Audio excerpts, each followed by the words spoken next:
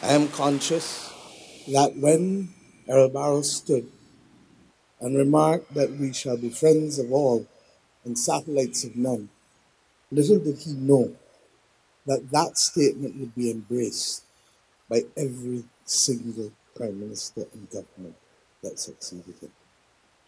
It is as valid today, perhaps even more so, than it was at the time of its initial delivery. And I say so, conscious that principles only mean something when it is inconvenient to stand by them. Conscious that this region must always check itself to ensure that we not become the pawns of others, the satellites of others, but that we keep evermost and uppermost in our minds what we must do for our people without simply becoming pawns on a chessboard for others to be able to benefit from.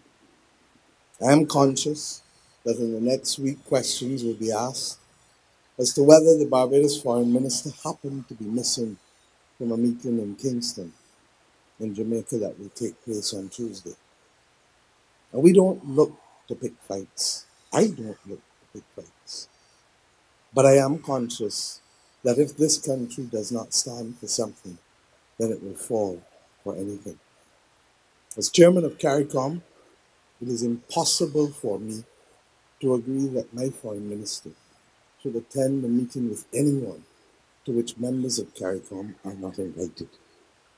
If some are invited and not all, then it is an attempt to divide this region.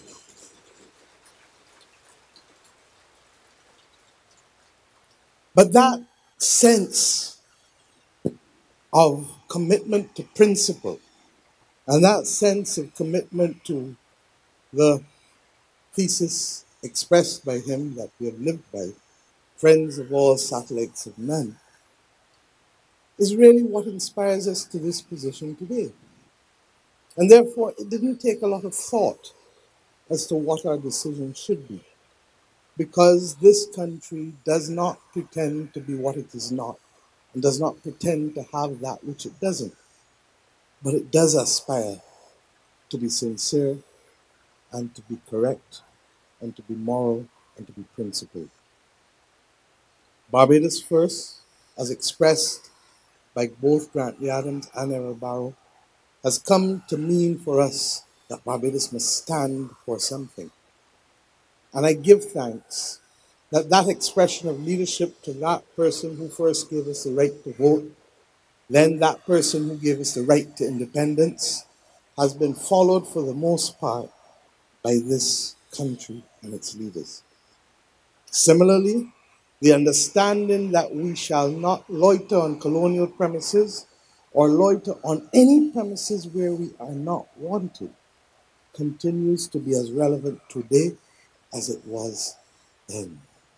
The expression delivered to the President of the United States of America, who offered to pay our dues to join the Organization of American States, when Mr. Barrow politely refused and said, in our part of the world where I come from, if you cannot afford the dues, you do not join the club.